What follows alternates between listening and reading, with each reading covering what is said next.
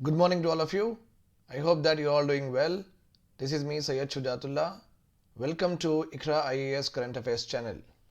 As you all know कि हम रोज़ सुबह आते हैं और एक दिन करंट अफेयर्स पढ़ते हैं और दूसरे दिन हिंदू एडिटोरियल्स करते हैं. So to students who are watching me for the very first time, पहली बार जो मुझे सुन रहे हैं स्टूडेंट्स, वो पिछले भी जो भी वीडियोस हैं उसको फॉलो करिए. एटलीस्ट एडिटोरियल्स तो फॉलो करिए, करंट अफेयर्स तो यहाँ वहाँ से मिल ही जाएंगे, बट करंट एडिटोरियल समझना बहुत ज़रूरी है सो दैट एक comprehensive view with regard to dynamic topics, contemporary topics आपको मिल जाएगा. ठीक है.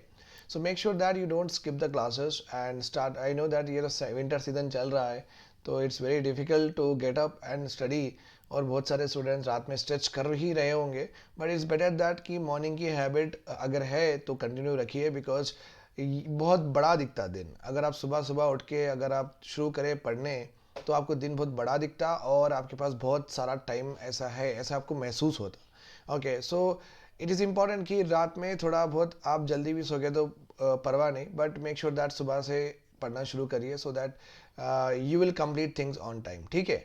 चलो लेट अस गो एट. आज के करंट अफेयर्स अच्छे साइंस एंड टेक्नोलॉजी से रिलेटेड है. पहली बार इकोनॉमी का कुछ आया नहीं, so that is very nice कि इकोनॉमी में कुछ हुआ नहीं तो विदाउट इकोनॉमी के कुछ होता भी नहीं actually. Right. Let us go ahead. The first one is aerial delivery. Aerial means हवा में डिलीवर करने का एक रिसर्च एंड डेवलपमेंट एस्टेब्लिश बना है. ओके. ADRDE, बस ये एक पैराशूट है. ओके, ये एक इंस्ट्रूमेंट है. ठीक है. ये पेलोड बोलते हैं इसको. आई मीन लाइक जो भी चीज़ कैरी करके हम डिलीवर करना चाह रहे हैं ना, तो उसको हम पेलोड बोलेंगे, हमेशा याद रखो. ओके. जैसे कि मिसाइल में रहो या सैटेलाइट में रहो, हम यही डिलीवर कर रहे हैं ना. हम बॉम्ब डिलीवर करते हैं और हम जाके मिसाइल में सैटेलाइट डिलीवर करते हैं. सो राइट. सो जो भी चीज़ हम जनरली डिलीवर करते हैं उसको हम बोलेंगे पेलोड. राइट. अंडरस्टूड. सो ये क्या है? It is developed by DRDO, use for precise delivery of payload up to 500 kgs at a determined location. 500 kilo तक का. आई मीन लाइक मेरा वेट है 80 किलो. लाइक मेरे जैसे ऑलमोस्ट समझो आप. ओके, एक 10 लोगों को एक जगह से उठा के दूसरी जगह पे लेके जा सकता. So you can also understand that इतनी कैपेसिटी है. तो कभी भी वैक्सीनेशन रहो, अगर कोई चीज़ इंपॉर्टेंट इमरजेंसी, अगर सुनामी, अगर फ्लड्स, ऐसा कुछ रहो, गवर्नमेंट अगर खाना चावल कुछ देना चाह रही है तो ये सिस्टम को बहुत अच्छे से यूज़ कर सकती है. Okay. So it is by making use of manoeuvrable capabilities of ram air chute parachute. So इसकी जो टेक्नोलॉजी है, आप तो ये मिसाइल में पढ़े होंगे रैम जेट. ओके, आपसे मिसाइल में ram jet is nothing but हवा से ही ओके डायरेक्शंस करना, हवा से ही डायरेक्शंस करना. Okay, rather than we manoeuvring it. दो हम अपने तो सिस्टम्स होते हैं, हम भी तो उसको मनोवर कर सकते हैं, that's not an issue, but थोड़ी टेक्नोलॉजी हम हवा से भी ले सकते हैं. ठीक है. Ram, it is not Ram, it is RAM air parachute. Okay. It uses USA GPS. Remember this point. आप ये भी याद रखिए कि ये जो जीपीएस सिस्टम है अभी हम यूएसए से ले रहे हैं. यूएसए को अपनी गवर्नमेंट ऑफ इंडिया पे करती है उनके सर्विसेज पे. ओके. कभी भी हम मिसाइल लॉन्च करते हैं, सेटेलाइट लॉन्च करते हैं, जो भी लोकेशन हमारी सेटेलाइट कहाँ जा रही है, किधर मुड़ रही है, किधर मुड़ना चाहिए, कहाँ पे, etcetera, all these are actually given to us with the help of GPS. GPS नहीं होता तो हमारे लॉन्चेस पॉसिबल नहीं होते थे, क्योंकि हमारे पास ये नेविगेशन बोलते हैं इसको. हम क्या बोलते हैं? नेविगेशन. नेविगेशन का मतलब है ओके, आपको आपके पास ऐसी टेक्नोलॉजी होनी चाहिए जो आपका प्रॉपर लोकेशन बता सके. ओके. और लोकेशन में आल्टीट्यूड आप कितनी ऊपर है या कितनी नीचे है, आल्टीट्यूड हो, डेप्थ रहो, ओके, लेफ्ट राइट डायरेक्शंस रहो और डिस्टेंस रहो, डायरेक्शंस एंड डिस्टेंस, ये पूरे चीज़ बता सकने की एक टेक्नोलॉजी चाहिए, and that is only called as navigation technology. तो यूएस के पास है, बहुत अच्छी टेक्नोलॉजी है. वो पूरे जीपीएस सी पूरे पूरे वर्ल्ड को कवर करने के लिए 28 सेटेलाइट होना है. कितने होना है? 28 satellite. 28 satellites we want, so that we can give the position of each and every object across the world. Okay. So US के पास भी है और यूरोप के पास है. उनका खुद का एक है, यूरोप का है, and that is called as Galileo है यूरोप का. और चाइना का भी है. चाइना का है बिडू. ओके. एंड रशिया का भी है ग्लोनास. ओके. और यूएस का है जीपीएस. ये तो फाइंड द करेक्ट पेयर और मैच द फॉलोइंग में दे सकता किसका कौन सा नेविगेशन सिस्टम है. प्लीज रिमेंबर दिस पॉइंट, भूलना नहीं चाहिए. और इंडिया का भी हम बना रहे हैं. ओके. हमारा है नेविक. हम बोलेंगे अपने वाले को navigation. NAV means navigation. Okay, installation in Indian constellation, please remember this point, ठीक है। चलो, ये हो गया अपने पूरे 5 कंट्रीज और उनके जीपीएस, और ये पूरे कंट्रीज के पास ऑलमोस्ट 28 सैटेलाइट्स के करीब है ही। ओके, यूरोप के पास थोड़े कम है, बट ऑलमोस्ट उनके पास 20-25 तो ज़्यादा है, हमारे पास सिर्फ 7 ही है। इंडियन नेवी के कितने सैटेलाइट से नेविगेशन आती है, इसका मतलब हम पूरे वर्ल्ड को कवर नहीं कर सकते, पूरे वर्ल्ड में कौन से ऑब्जेक्ट कहाँ पे है, उसकी पोजीशन क्या है, हम नहीं बता सकते। That is the technology we still don't have. Okay, और हमारा थोड़ा बहुत एक्यूरेसी में भी प्रॉब्लम है, उतना खास नहीं है। ये रिमेंबर दिस पॉइंट कि हम यहीं ऐसे जा रहे हैं तो एकदम नहीं बताएगा कि ये पॉइंट गए बाद बताएगा। ओके, तो थोड़ी बहुत एफिशिएंसी प्रॉब्लम है, एक्यूरेसी प्रॉब्लम से अपने नेविक में इसको बहुत सारा स्ट्रीमलाइन करना पड़ेगा। वो एक सेंचुरी तो डेफिनेटली 80-100 साल तो चले जाएंगे इसके लिए, ठीक है, राइट, फाइन। तो जीपीएस के बारे में थोड़ा बहुत मैं इंफॉर्मेशन आपको, लोकेशन कैसा फाइंड करना और कौन से countries can able to have location objects देख सकते हैं अक्रॉस द वर्ल्ड, वो सब मैं बोल दिया आपको। सो आप ये याद रखिए, ये तो 500 किलो तक का वेट उठा के लेके जा सकता है एक प्लेस से लेके दूसरे प्लेस तक, ठीक है। प्रोजेक्ट 15B क्या है? प्रोजेक्ट 15B ये है हमारी वारशिप। इसमें होते हैं, कभी भी वार करते हैं ना, वार जब भी होती है तो दो तरह के टेक्नोलॉजी ज़रूरी है, दो तरह के कैपेबिलिटीज़ सही है, टेक्नोलॉजी नहीं बोलते, कैपेबिलिटीज़ ज़रूरी है। एक है और क्या, डिफेंसिव कैपेबिलिटीज़, और दूसरी है ऑफेंसिव। डिफेंसिव कैपेबिलिटीज़ का मतलब है, चलो मैं आपसे लड़ रहा हूँ तो मेरे पास एक शील्ड है, एक ज़माने में शील्ड होती थी ना, तलवारों से लड़ते खुद, और ये शील्ड है ना, ये मेरी डिफेंस है, अगर आप मारेंगे तो मैं इसे बचा लूँगा, और मेरे पास खुद की तलवार भी है तो इससे मैं अटैक भी करूँगा। सो अटैक कैपेबिलिटीज़ को बोलते हैं ऑफेंसिव, डिफेंड कैपेबिलिटीज को बोलते हैं डिफेंसिव कैपेबिलिटीज बोलते हैं। सो एक कंट्री के पास दो भी होनी चाहिए। ओके, डिफेंसिव कैपेबिलिटीज के एक एग्जांपल अगर मैं दूँ आपको, तो रडार है। रडार क्या है? एनिमी का प्लेन नज़दीक कितना है, कितना दूर है, कहाँ से आ रहा है, कौन सी रफ्तार से आ रहा है, ये सब मालूम करता, रडार हो, सोनार हो, ओके, और बीकन्स हो, जो भी है इनके। और अपना जो आर्मी मैन जो आर्म बुलेट प्रूफ पहनते हैं ना, बुलेट प्रूफ जैकेट्स पहनते हैं ना, वो भी तो डिफेंस में ही आते हैं। ओके, क्यों गोली मारा तो लगती नहीं, ठीक है, डिफेंस कैपेबिलिटीज। ऑफेंसिव तो आप समझ सकते हैं, पूरे missile offensive, RDX bombs etcetera, AK-47, AK-97 कुछ भी रहो, ये पूरे ऑफेंसिव है, जिससे हम लोगों को तकलीफ बहुत हार्म कर सकते, ठीक है, ऑब्वियसली। तो ये वारशिप अगर हम बनाए तो ऑब्वियसली इन पे दो भी रहेंगे, डिफेंस और offensive capabilities. Visakhapatnam, project 15B का और एक नाम है विशाखापट्टनम क्लास डिस्ट्रॉयर्स भी बोलते हैं इसको। क्या बोलते हैं? Visakhapatnam class destroyers. Okay, guided missile destroyers है currently being build for the Indian navy के लिए बना रहे हैं अपन। Mazagon dock limited, one of the government organisation in ship building, ये वॉरशिप्स बनाती है इंडिया के नेवी के लिए। ओके, ऐसे बहुत है, हिंदुस्तान शिपयार्ड भी है, वो भी बनाते हैं। Okay, the first vessel of this project 15B में सबसे पहली वारशिप बनी थी, वो है INS विशाखापट्टनम। ऑलरेडी 21 नवंबर 2021 में ये तैरना शुरू कर दी है उसके कैपेबिलिटीज़ के हिसाब से। ओके, ऑलरेडी और एक INS वेला है, उसको भी हम कमीशन का मतलब है उसको हम शुरू करें इसके ऊपर काम, मीन्स वो अभी उसका काम करना शुरू करी, वो अभी समुद्र में तैर रही हैं। ओके, उस मीन्स उसका कंस्ट्रक्शन हो गया, उसका सब टेस्ट हो गया, डेमोन्स्ट्रेशन हो गया, अब now it is ready to go anywhere. तो INS विशाखापट्टनम तो पहली थी और INS वेला दूसरी थी। दो हम वारशिप्स बिल्ड कर चुके हैं इन प्रोजेक्ट 15B में। और एक जो चल रहा है वॉरशिप का जो कंस्ट्रक्शन, उसका नाम है मार्मागोआ, ठीक है। तो ये आने वाली है, please do remember this point. Project 15 में ये 3 इंपॉर्टेंट शिप्स है जो कि कमीशन होने वाले हैं, 2 तो हो गए, एक तो होने वाली है। So please remember this point, okay. और ये बनाए कौन? माजेगॉन डॉक लिमिटेड वाले। Okay, the mission project 15B is related to, ये क्वेश्चन पूछ सकता है, to end malnutrition, to raise fund, to constitute okay warships और cyber security. So your answer is what? This one. Okay, ये है आपका answer. Instead of constitute we can also make to construct warship लिख सकते हैं, right. अग्नि P का मतलब है प्राइम, अग्नि पी का मतलब है प्राइम। उससे पहले हम ये देख लेंगे, थोड़ा बहुत आपको आइडिया मिल जाएगा हम करते क्या हैं। अग्नि का जो है, okay, Agni series is long range ballistic missile. So सबसे पहले अपन देख लेंगे बैलिस्टिक मिसाइल क्या है और इसका क्या डिफरेंस है with regard to the cruise missile. So थोड़ा बहुत बोल दूंगा, बैलिस्टिक मिसाइल लंबी होती है, लॉन्ग होती है, क्रूज मिसाइल शॉर्ट होती है। ओके, और बैलिस्टिक मिसाइल को हम पूरी फ्लाइट मनूवर नहीं करते हैं। इसका मतलब इतना करके छोड़ देते हैं और उसके बाद वो ग्रेविटी के हिसाब से जहाँ गिरना है इधर गिरना है, किधर भी गिर जाती है, बिकॉज अगर प्रेशर ज़्यादा है तो यहाँ गिरती है, प्रेशर कम है तो दूर गिरती। So you can understand that ballistic missile को हम through out the flight propel नहीं करते हैं, थ्रू आउट दी फ्लाइट अपन उसको मनोवर नहीं करते हैं, थ्रू आउट दी फ्लाइट उसको हम नहीं चलाते हैं। प्रोपेल का मतलब है उसको चलाना। Okay, combustion of fuel will only lead to what, driving of vehicle. Cruise missile को हम थ्रू आउट मैनेवर करते हैं, थ्रू आउट, यस।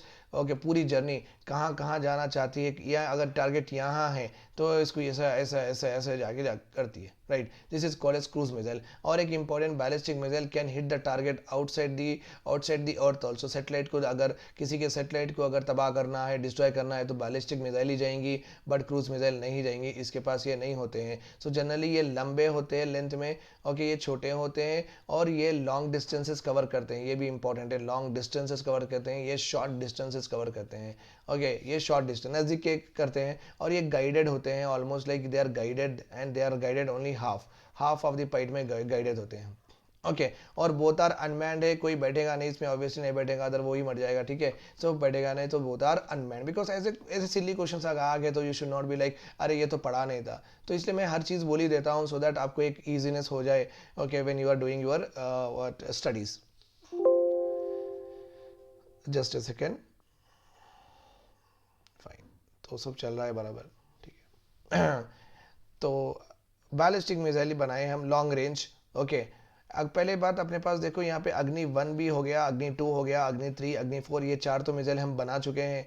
अग्नि 1 700 किलोमीटर, अग्नि 2 2500 किलोमीटर, ओके, अग्नि 3 3000 किलोमीटर तक जाएगी, अग्नि 4 4000 किलोमीटर। ओके, तो इतनी दूर तक हम स्ट्राइक कर सकते हैं, यहाँ पे यहाँ पे यहाँ पे। यू कैन अंडरस्टैंड दैट जब 3-4 हज़ार चली जाएगी तो we call it as what, inter continental बोलते हैं। एक कॉन्टिनेंट से दूसरे कॉन्टिनेंट को जब हम हिट करते हैं ना, तो इसको बोलते हैं इंटर कॉन्टिनेंटल। व्हाट मतलब क्या है, इंडिया है एशिया में, एशिया से अगर लेके यूरोप को अगर इंडिया हिट कर सकी विद हेल्प ऑफ मिसाइल, तो ये मिसाइल है इंटर कॉन्टिनेंटल। एशिया से इंडिया, एशिया में अगर ऑस्ट्रेलिया में बम मिसाइल डाल सकती, ये हो गई इंटर कॉन्टिनेंटल मिसाइल, ठीक है, फाइन। पेलोड कितना है, कितना असला बारूद वेपन्स लेके जा सकते हैं, RDX 1500 रेंज बड़ी है, बट ये पेलोड तो सेम है, तो ये दिस इज नॉट इम्पॉर्टेंट। अग्नि 5 भी आई, अग्नि 5 5000 kilometre. You can see that हम अग्नि 5 मिसाइल की रेंज देखिए आप, अग्नि 5 मिसाइल की ये रेंज है, ये रेंज है अग्नि 5 मिसाइल की। ओके, तो हम यहाँ से लॉन्च करेंगे, हम रशिया को हिट कर सकते हैं। Beijing is gone, Moscow is gone, तो यूरोप तक गए हैं हम, ईस्टर्न यूरोप पे हिट कर सकते हैं, but not more than that. अभी जापान अपने कब्जे में नहीं है, जापान, अभी ऑस्ट्रेलिया को हम टारगेट नहीं कर सकते, ऑब्वियसली पूरा यूरोप, वेस्टर्न यूरोप जो कि तगड़ा है, जो कि बहुत ज़्यादा माइटी है, उसको तो हम हिट नहीं कर सकते। तो हमारे कैपेबिलिटीज़ होना चाहिए कि हम और दूर जाएँ, ठीक है। So remember this point. और एक बात वेरी वेरी इंपॉर्टेंट है, देखो भाई, इंडिया अगर ये डेवलप भी कर लेगा, India can hit any target in the world. The problem here is, पहली बात तो हर कंट्री के बेसिक रूल्स होते हैं। पहले वो क्या करते हैं कि इतने missiles, they will make missiles, okay, for what, army के लिए बनाते हैं, एयरफोर्स के लिए बनाते हैं, नेवी के लिए बनाते हैं। पहले शॉर्ट रेंज बनाते हैं, बाद में शॉर्ट रेंज, उसके बाद में मीडियम रेंज, उसके बाद में लॉन्ग रेंज, ठीक है। क्योंकि इट्स वेरी इंपॉर्टेंट दैट नज़दीक के जो है कंट्रीज, उससे ही अपने को ज़्यादा हार्म हो सकता है। तो शॉर्ट रेंज, मीडियम रेंज होने के बाद में लॉन्ग रेंज पे जाते हैं। लॉन्ग रेंज होने के बाद में अब एफिशिएंसी, एक्यूरेसी, ये सब देखते हैं। तो इंडिया के पास अभी रेंज ही फुल नहीं हुई, so they are not able to go for increasing the efficiency, ये सब कर नहीं सक रहे अपन। तो अभी हम रेंज बनाना है हर एक की, अगर हो गए तो हमारे पहले जनरेशन हो जाता। ओके, पूरे शॉट, अगर आर्मी, नेवी और एयरफोर्स में पूरे शॉर्ट मिसाइल्स अगर अपने पास है, तो ये हो गया, बोले ऐसा, ये फर्स्ट जनरेशन हो गया। अगर मीडियम रेंज भी पूरे कर लिया तो सेकंड जनरेशन मिसाइल्स, अगर लॉन्ग रेंज भी पूरे कर, third. So India is having all the 3 capabilities with full scale in first, second, third generation. तो अभी क्या हो गया, हम तो रेंज ही डेवलप कर रहे हैं, बट देखो यूएस के पास ऐसी मिसाइल होती है कि वो भी इंटर कॉन्टिनेंटल होती है अपनी ऐसी, बस यूएस की अपने को आके हिट करेगी 1 घंटे के अंदर, और अपनी हल्लू थोड़ी हल्लू जाके वो 2 घंटे में हिट करेगी, राइट। तो वो लोग ऑलरेडी रेंज पूरी कंप्लीट कर चुके हैं, and they are developing things और व्हाट एफिशिएंसी एक्यूरेसी बढ़ाने की कोशिश कर रहे हैं, तो अपनी मिसाइल उनके पास पहुंचती भी नहीं, उनकी मिसाइल अपने पास आ ही जाती। और मोर सो एवर अपने पास रेंज अपन जब पूरे कर रहे हैं, उसके बाद में स्लोली स्लोली हर चीज़ पूरा करना है अपने को, तो ऐसा हो जाता है कि अपने पास इंटरसेप्टर मिसाइल्स, आयरन डोम जैसे लाइक इसराइल के ऐसा, वो बनाने में लिए हम रिसर्च और डेवलपमेंट नहीं करते हैं, उतना ज़्यादा नहीं देते हैं।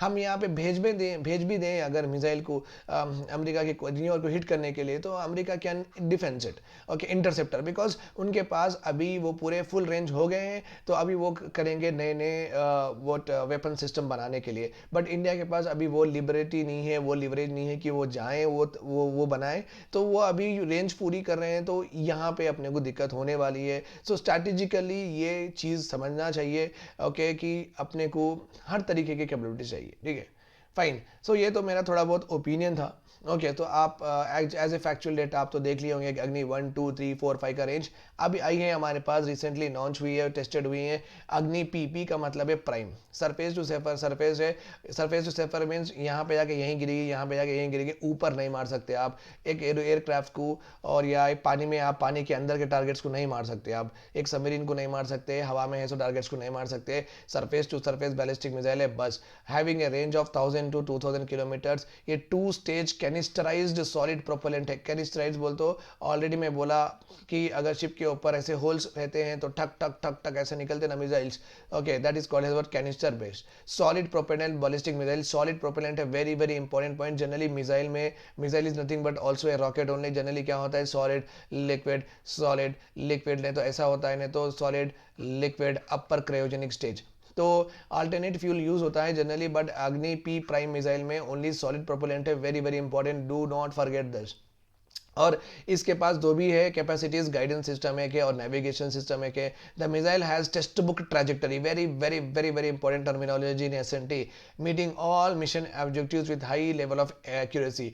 तो ये प्राइम को हम जितना टेस्ट करे हैं वेरियस वेज में, लाइक उसकी एक्यूरेसी में, उसके जो कहाँ पे एग्जैक्ट जाके गिरना वो प्रिसिशन अपन वो भी देखे हैं, उसकी स्पीड भी हम टेस्ट कर लिए हैं, ओके, और कहीं से भी लॉन्च करो वो प्रॉपरली डेमोन्स्ट्रेशन सक्सेस हो रहा है या नहीं हो रहा है, ये पूरे तरीके से हम उसको देख लिए हैं, और it is successful now, that's why it is called as it has followed a test book. Test book में जो भी चैप्टर्स है वो पूरे चैप्टर्स पे इनको टेस्ट करे हैं, अग्नि मिसाइल को वो पूरा पास कर लिए, okay. Launch from rail and road, very very important, चलो रेल पे भी रख ले सकते हैं आप, और क्या होना, stored for a longer period and has easy mobility, ज़्यादा साल तक, ज़्यादा डिकेड तक आप स्टोर भी कर सकते हैं उसको, और इजीली मूव कर सकते हैं, एक प्लेस से दूसरे प्लेस पे लेके जा सकते हैं। These are very very important points for the examination point of view, specially prelims, okay. Now, the country's first green hydrogen microgrid project to have come up in Andhra Pradesh, Telangana, Tamil Nadu, Assam. Very tricky question. This is answer is this one. This is answer Andhra Pradesh में आने वाला है। तो थोड़ा बहुत hydrogen fuel के ऊपर भी पढ़ लेंगे अपन। हाइड्रोजन एक लाइटेस्ट एलिमेंट है ऑब्वियसली, तो लाइटेस्ट है तो ऊपर उड़ जाएगा, तो ऊपर उड़ जाएगा तो अपने को हवा में नहीं मिलेगा, तो हवा में नहीं मिलेगा तो हैज़ टू अपने को हवा में नहीं मिलेगा, क्योंकि वो अपने हाथ के ही पास नहीं है, वो कहीं चले गया ऊपर, ओके। सो बहुत छोटा, बहुत हल्का है, तो इसको हम देखेंगे कंबाइंड फॉर्म में ही, लाइक H2O ऐसा देखेंगे, और HCl ऐसा देखेंगे, ओके, H2SO4 ऐसा देखेंगे, बट कंबाइंड फॉर्म में ही देखेंगे, बट ये खुले में तो आपको नहीं मिलेगा, भाग गया है, okay. First element on periodic table भी है, ये जनरल इंफॉर्मेशन है, okay. Weight is less, that's why it goes in the air, and it is very rarely we can find its pure form. H2 के जैसा अपने कहीं नहीं मिलेगा। तो हाइड्रोजन से ये, अगर अपने पास हाइड्रोजन होता तो ये फ्यूल के जैसा एक्ट कर सकता था, ये अपने पेट्रोल और डीजल को रिप्लेस कर सकता था इन अवर व्हीकल्स। सो दैट्स वाई ये हाइड्रोजन को बोलते हैं फ्यूचर फ्यूल। अगर ये टेक्नोलॉजी मास्टर कर लिए तो पेट्रोल डीजल हम कम यूज़ करेंगे और अपने रिजर्व्स बचा सकेंगे for our future generation, giving push to sustainable development. और एक सबसे इंपॉर्टेंट क्या है, हाइड्रोजन फ्यूल अब यूज़ करेंगे तो नॉन टॉक्सिक है, इससे निकली गई जो गैस है वो किसी को हार्म नहीं करेगी, किसी के हेल्थ को हार्म नहीं करेगी, नॉन मेटालिक है, मेटालिक भी नहीं है, ऑर्डरलेस है, टेस्टलेस, कलरलेस, एंड सबसे इंपॉर्टेंट क्या है, ये हाईली कंबस्टेबल है। एक गाड़ी को चाहिए भी सबसे इंपॉर्टेंट हाईली कंबशन चाहिए, जल्द से जल्द अपन उसको ऐसा जलाए तो जल जाना, ठीक है। Hydrogen fuel is zero carbon emission fuel burn with oxygen. Obviously hydrogen को चाहिए बर्न होने के लिए ऑक्सीजन चाहिए, ठीक है, दोनों oxygen is very important to give fuel, right, okay fine. तो ये दोनों को एक साथ बंद करेंगे हम, it can be use in fuel cells. Fuel cells का मतलब नहीं है आपकी बैटरी जैसा है ना, अगर आपकी बैटरी में मैं हाइड्रोजन डाल दूं और इलेक्ट्रिसिटी पास करूं, तो इलेक्ट्रिसिटी गर्म है, ये गर्म चीज़ फिर हाइड्रोजन को जलाएगी या नहीं जलाएगी? कॉमन सेंस जलाएगी, ठीक है। तो ये हाइड्रोजन जलेगा, आपका लाइटर ऑन होगा, आपका बैटरी चलती रहेगी चलती रहेगी चलती रहेगी। Getting my point here? Yes. तो फ्यूल सेल्स इसको बोलते हैं कि आप कौन सी भी सिलिंड्रिकल ले लो, सिलिंड्रिकल का जो भी मटेरियल ले लो, अगर उसमें अगर वो आपको इलेक्ट्रिसिटी दे सक रहा, ओके, कोई सी भी सिलिंड्रिकल चीज जो आपको इलेक्ट्रिसिटी दे सक रहा, let's suppose this is there, okay, अगर ये इलेक्ट्रिसिटी दे सक रहा समहाउ, इसको ये फ्यूल सेल बोलते हैं। फ्यूल सेल किसको ही बोलते हैं? ओके, इंटरनल कंबशन इंजन से ऑब्वियसली अंदर बंद हो गए, बाहर आपको इलेक्ट्रिसिटी मिलेगी। ऐसा नहीं कि चलो भाई कोयला जलाए तो बाहर आग आती, लकड़ी जलाए तो बाहर आग आती, तो और क्या बोलते पेट्रोल जलाए तो बाहर आग आती। तो ये बाहर आग नहीं आएगी, जो भी कंबशन होगा अंदर होगा और इलेक्ट्रिसिटी उससे मिलेगी, ठीक है। It is can also be use as a fuel for space craft propulsion, और फ्यूचर में हम ये फ्यूल PSLV GSLV को पुश करने के लिए भी यूज कर सकते हैं। तो you can see that they are various applications are there with regard to the hydrogen fuel. बल ये हाइड्रोजन फ्यूल के थोड़े ऑब्स्टेकल्स भी है, इनके ऑब्स्टेकल्स भी है, very very important for the mains examination. ये पूछेगा, ये तो नहीं पूछेगा, ये आप इंट्रोडक्शन में लिख देना, इसमें से 3 पॉइंट लिख देना जो भी आपको अच्छे दिखे। ऑब्वियसली ये पॉइंट मत लिखो, इट्स नॉट इंपॉर्टेंट, ओके। बाकी 1 2 4 5 ये लिख लो आप 3-4 पॉइंट इंट्रोडक्शन में। लिखने के बाद में आप उसके एप्लीकेशंस लिख दो, लिखने के बाद में उसके ऑब्स्टेकल्स पूछेगा ज़रूर वो, कि बिकॉज इतना ज़्यादा कुछ लिखना नहीं है, तो वो एक कॉम्प्रिहेंसिव क्वेश्चन ही आएगा आपको मेंस एग्जाम में। सो ऑब्स्टेकल्स और चैलेंजेस कुछ भी पूछा तो ये लिख लेना आप। Safety is a major concern my dear students, hydrogen fuel technology related. Hydrogen fuel is highly inflammable, ज़्यादा आप थोड़ी भी उसको आंच दो जल जाएगा, ओके। लॉन्ग रन में कॉस्ट इफेक्टिव है, लॉन्ग रन में अपने को सस्ता पड़ेगा, बट इसको इंस्टॉल करने के लिए पैसा ज़्यादा होना चाहिए, अप फ्रंट कॉस्ट। पहले इसको ये प्लांट लगाने के लिए अपने को प्यूरिफिकेशन प्लांट मीन्स हाइड्रोजन जो कंबाइंड फॉर्म में H2O HCl में मिल रहा है ना, उसको हम सेपरेट करना है, हाइड्रोजन को निकालना है।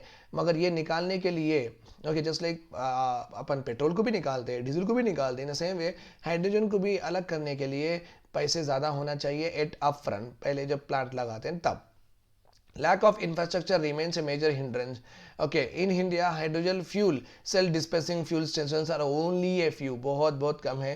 ओके, जैसे कि पेट्रोल रिफिलिंग स्टेशन है, डीजल है, तो हाइड्रोजन के रिफिलिंग स्टेशन बहुत कम है। जब इतने कम है तो भाई मैं 10 किलोमीटर जाके हाइड्रोजन फ्यूल को भराऊँ, ऐसे तो हो नहीं सकता। Are you getting my point?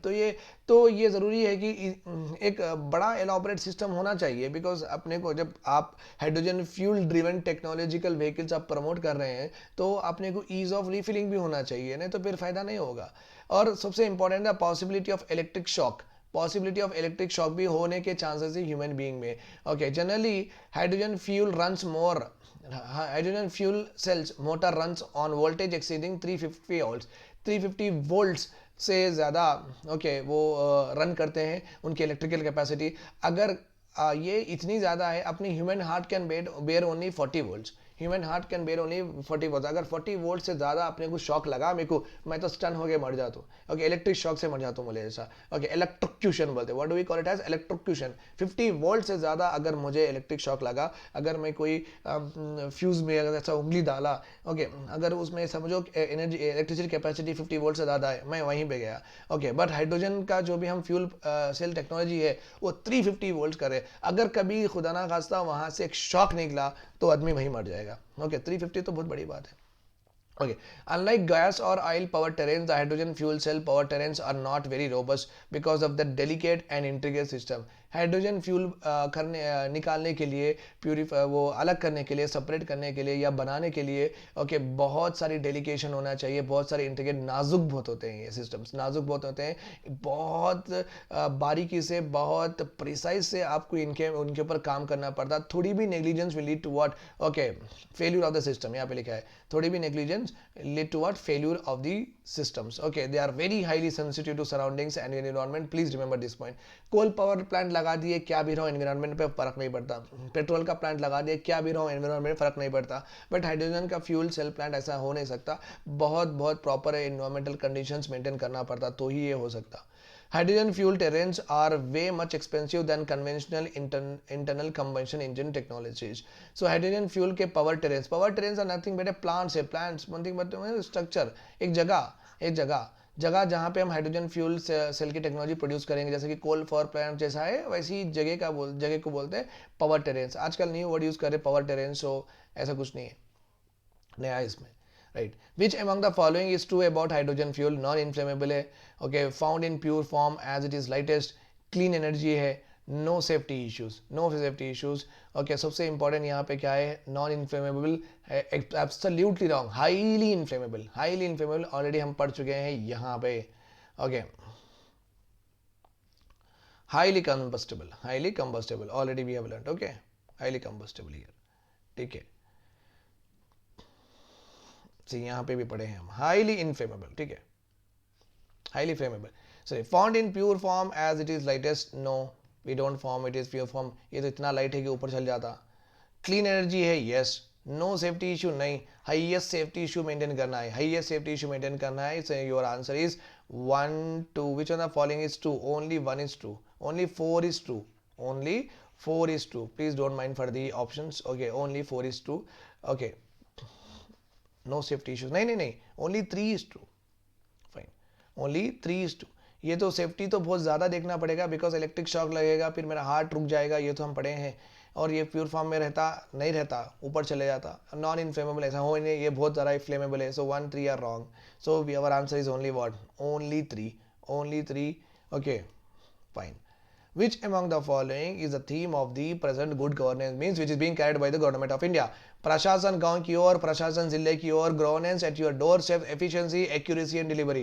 What is your answer for this? The answer for this is very clear. The answer for this, oh, first one, प्रशासन गांव की ओर, okay. Baby friendly hospital initiative, okay, breast feeding के related है ये, okay. Already एक government of India run breast feeding programme चल ही रहा है, जिसका नाम है mothers absolute affection.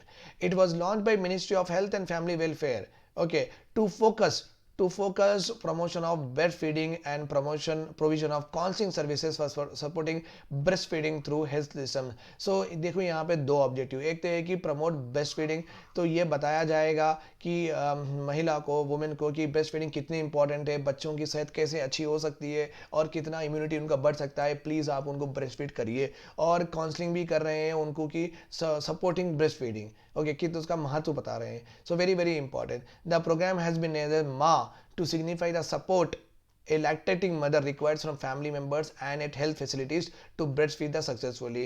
Okay, family भी कभी भी बच्चों को ब्रेस्टफीड करना है तो फैमिली भी सपोर्ट करना तो बहुत ज़रूरी है, अच्छा खिलाना, ओके, लैक्टेटिंग मदर्स को, सो दैट बच्चे को भी अच्छे से इम्यूनिटी जा सके। और हेल्थ फैसिलिटीज़ में कभी भी अपन दवाखाने में गए, कभी भी हम हॉस्पिटल्स में गए, वहाँ पे अगर बच्चा रो रहा है तो वहाँ पे ब्रेस्टफीड करने के लिए कोई जगह नहीं मिल रही है। सो व्हेन ब्रेस्टफीड करने जगह नहीं मिले तो ऐसे ब्रेस्टफीडिंग रूम्स क्रिएट करिए जहाँ पे बच्चे को दूध आराम से बच्चा पी सके और उसको इम्यूनिटी कंटिन्यूसली मदर से जा सके, ओके, और वो ताकत मिल सके, ठीक है। तो ये गवर्नमेंट रन प्रोग्राम है and this is being run only in government hospitals, only in government hospitals. तो उसके बाद में क्या हुआ, to make this also, to promote this also in the private hospital, okay, breastfeeding promotion network of India in collaboration with Association of Healthcare Service Provider, okay, they have launched a accreditation program. Accreditation program means आपके just like आपके college को A++ ऐसा देते हैं ना, तो ये भी क्या करेंगे, प्राइवेट हॉस्पिटल को एक टैग देंगे, एक्रीडिटेशन टैग।